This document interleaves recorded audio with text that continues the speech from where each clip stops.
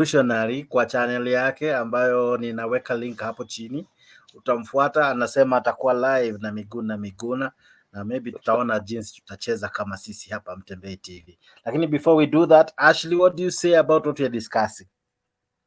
I actually support Shady when he says that the attempt to assassinate Raila was but it was managed to prevent a possible plan to assassinate him. So that's what I will say, because it's just like when his plane was sprayed with bullets, we never saw someone's plane. We just saw the plane after having been sprayed with bullets.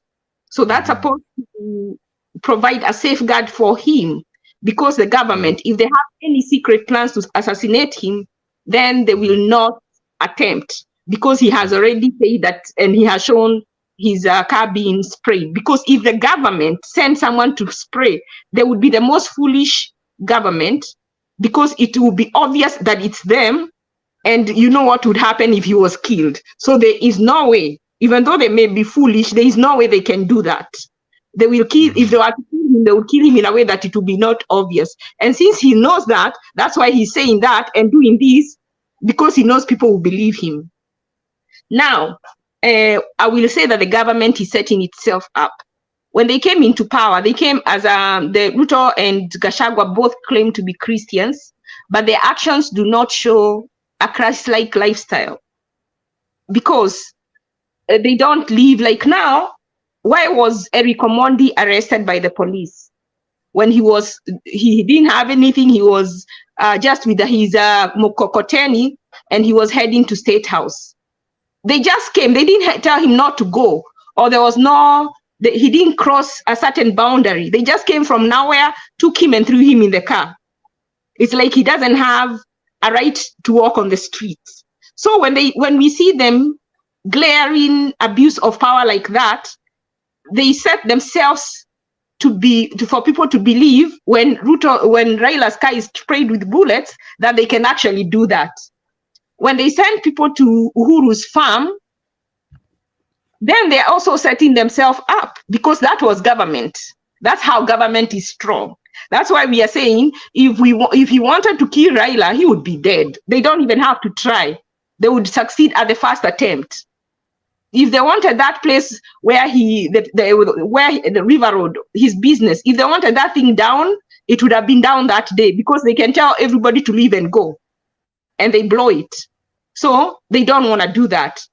So that's something, but even the government, Ruto's government, is setting themselves up, and they are disappointing us. They say there will be a law and order government. They say they will not weaponize their forces, and they are doing it. So I'm disappointed with them. And I also heard Ruto talk about bringing GMO. I don't know why Ruto is refusing to listen to the people.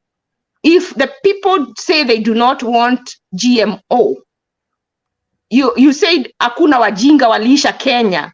Sasa wewe tumekuweka hapo president to govern us, to protect us. So if we tell you we don't want GMO na sisi si watoto, wezi tuletea by force. You come back to the table, you explain to us why you want to bring it, and then we tell you we don't want it, and then we sit with you and discuss what else we can do to grow food. Si kutuletea by force. A GMO food that you cannot eat in your own house. It is unfair. And also, he's not listening to people on the high cost of living. I know someone said the government is so young.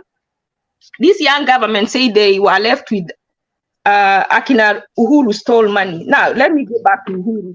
If Uhuru is financing the demonstration, what's wrong with that?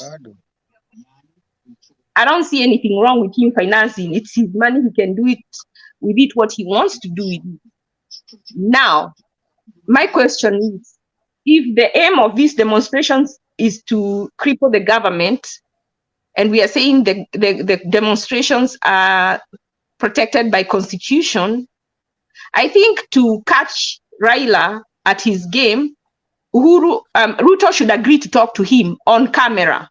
Let them talk before people. Let him say what his grievances are, and let Ruto tell him which ones he can and which ones he cannot do. One of them, the server, is a hot air. It's like a wild goose chase, because Ruto doesn't keep the server. what Ruto can do, Uhuru could have done. So if he wants Ruto to open the server, you can ask, why didn't he ask Uhuru? Uhuru could have opened it. So you are asking him an impossibility. So you're causing trouble. You're just saying that to cause trouble. For that reason, if that is the reason for the demonstration, then that demonstration is frivolous.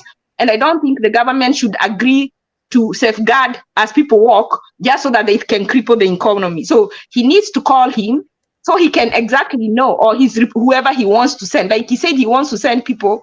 I think Ruto should be open to meeting those people so that they can hear what their complaints are. And then if it's the high cost of living, Ruto can explain how he's been able to hire 50 CASs, this money for his cars, and all these sub-spouses office, that Mudavadi office, which is not constitutional, and all these other things that they are doing, and not be able to reduce the cost of living. If they are telling us to tighten our stomachs, can we at least see them attempting to do that? They are billionaires themselves. Why can't they go for 6 months without salary, without any perks?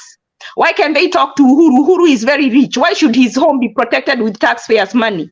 Why can't he pay the government to protect him?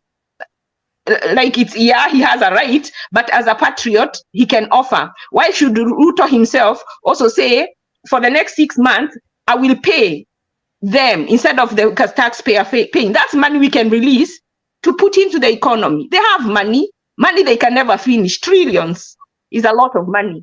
If Bill Gates is giving out his money, what is making these African greedy leaders of ours not be able to part even with 1% of their money? My last request to Uhuru, I don't know whether he listens, but if he does, or someone can tell him, he needs to leave those people who went with the goats and follow the people who told them to go, because there is no ordinary citizen who is sitting in their house and can just walk to Uhuru. Somebody made them pawns. So I don't think they should arrest that small person who took a goat. That was long overdue. They took them. Those are not the real people. They should be following that small person. They need to follow whoever told the security guards to leave, his security to leave. All those people who refused to answer when they were called, those are the people who needs to be held answerable. The people who came to get the goats, I think he should just let them go and tell them, next time if you're told to come to my farm to steal, if you do it, I'm giving you a warning. This time, next time you'll be arrested. But this time they should just let them go and enjoy those goats. I mean, that is nothing to him, but it should not be done next time. And people, please, let us not allow our leaders to use us. That is my closing statement. I'll be coming to you with serious questions, but allow me to go to Italy. Italy, you left, and I had this one question. Around 20 minutes from now, actually 20 minutes from now here in Kenya, gharama ya stima itaenda juu. Kulingana na wewe, what does it mean to you as mwananchi? Yes. Especially now that we are saying, Shadi said that to a pay time, but the more we give them time, the more things are not headed probably in the right way. But in the next 19 minutes, gharama ya stima itaongezeka. Je, what do you make of such?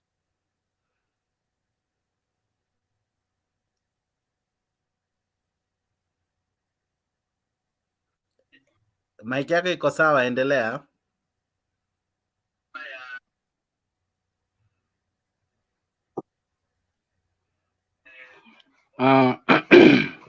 Kwanza mimi nitaambia Shadi, kuna mahali Shadi alisema ati uchumi vitu zilipanda before election.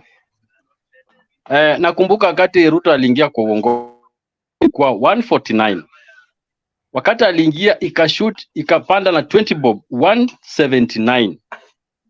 So akianza kusema Raila alikuwa kwa serikali, first thing wacha ni mcorrect, Raila alifanya handshake, na handshake yenye Raila alifanya hakupewa ofisi ya kusema sasa anamiliki kiti.